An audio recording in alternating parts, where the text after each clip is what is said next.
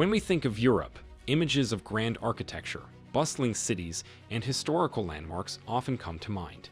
But behind this facade of modernity and cultural wealth lies a reality that few ever discuss: communities marginalized, forgotten, and left to fend for themselves in the shadows of progress.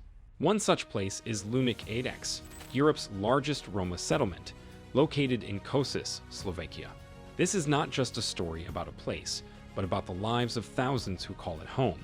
Spending a day here was eye-opening, heartbreaking, and deeply thought-provoking. A brief background on Lunik IX. Lunik IX is a neighborhood with a population of approximately 6,000 people, almost entirely Roma, commonly referred to as Gypsies. The term Gypsy is often considered derogatory, but many within the community have reclaimed it as a badge of identity. The Roma are one of Europe's most marginalized and misunderstood communities, facing centuries of discrimination, stereotyping, and exclusion. Originally built in the 1970s as a housing project for both Roma and non-Roma families, Lunik IX was intended to integrate marginalized communities. However, systemic neglect, lack of resources, and segregation policies transformed it into a symbol of poverty and exclusion. Over time, non-Roma residents moved out, leaving the Roma community to live in increasingly dire conditions. Today, the area is plagued by high unemployment rates, limited access to education, poor infrastructure, and inadequate sanitation. Despite this, it remains a vibrant community with a strong sense of culture and identity. Entering Lunik IX. As I approached Lunik IX, the stark contrast between it and the rest of Košice was immediately evident. Košice, a charming city filled with cobblestone streets and medieval architecture, felt worlds apart from this crumbling settlement just a short drive away. The first thing I noticed upon entering was the state of the buildings. Most of the apartment blocks were deteriorating, with broken windows, graffiti-covered walls, and trash piled up around the perimeters. Some of these buildings had been condemned but were still inhabited. Children played barefoot in the dirt, navigating through debris as if it were a playground. Despite the squalor, there was laughter and life, something that would continue to surprise me throughout the day. A community surviving against the odds.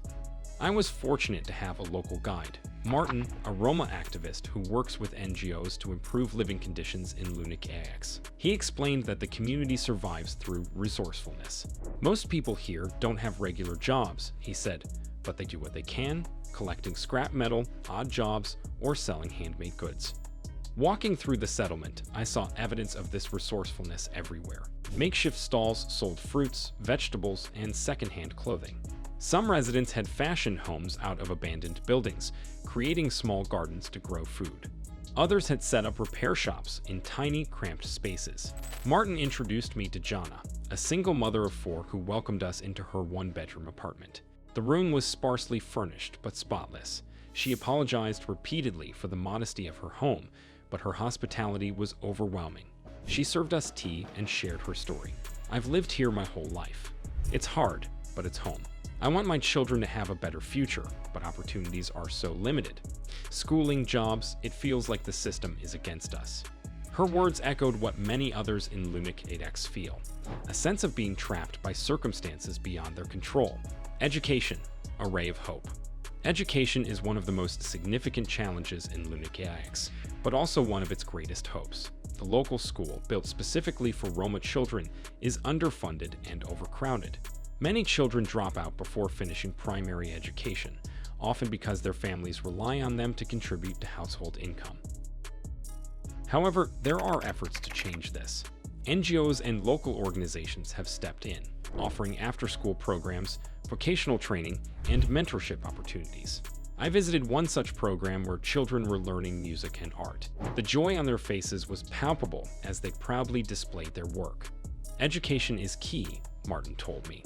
If we can give these kids skills and confidence, they have a chance to break the cycle of poverty. But we need more support from the government, from Europe, from anyone willing to help.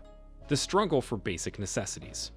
One of the most jarring aspects of Lunik IX is the lack of basic services. Running water is intermittent, with many residents relying on communal pumps. Electricity is often cut off due to unpaid bills, leaving families to rely on candles and firewood for light and heat. Sanitation is another significant issue, with trash collection being irregular and sewer systems inadequate. As we walked through the settlement, the smell of uncollected garbage was unavoidable. But what stood out even more was the resilience of the people living here. Despite the hardships, there was a sense of community that is often missing in more affluent neighborhoods. People looked out for each other, sharing what little they had and supporting one another through difficult times. Breaking stereotypes. One of the most important takeaways from my day in Lunik IX was how it shattered many of the stereotypes surrounding the Roma community. Often painted as lazy or unwilling to integrate, the reality is far more complex. The systemic barriers they face, discrimination, lack of access to education and jobs, and historical marginalization, make it incredibly difficult for them to escape poverty. The people I met were hardworking, kind, and deeply committed to their families and community. They want the same things anyone else does: stability, security, and opportunities for their children. The role of society. The plight of Lunik IX is not unique to Slovakia. Across Europe, Roma communities face similar challenges. In countries like Romania, Hungary, and Bulgaria, Roma settlements often exist on the fringes of society, excluded from mainstream opportunities. The European Union has initiatives aimed at Roma inclusion, but progress has been slow. Part of the problem lies in deep-rooted prejudice, which continues to hinder meaningful change. Addressing these issues requires not just government policies, but also a shift in societal attitudes. NGOs and activists like Martin play a crucial role in bridging this gap, but their efforts need to be complemented by systemic change. Investment in education, housing, and employment opportunities is essential to breaking the cycle of poverty that traps so many Roma families. Reflections on my visit. Spending a day in Lunik IX was an experience I will never forget. It challenged my perceptions, broadened my understanding, and left me with a deep respect for the resilience of the Roma people. This is not just a story about poverty or exclusion, it's a story about humanity. The people of Lunik IX are not defined by their circumstances, but by their strength, resourcefulness, and hope for a better future. As I left the settlement, I couldn't help but wonder how many more communities like this exist, hidden in plain sight. How often do we overlook the struggles of others simply because they're out of view? If there's one thing I learned from my day in Lunik IX, it's that awareness is the first step toward change. By shining a light on these hidden corners of our world, we can begin to break down the barriers that divide us and work toward a more inclusive future. Thank you for joining me on this journey. If you found this video insightful, don't forget to like, share, and subscribe to help us continue bringing stories like this to light.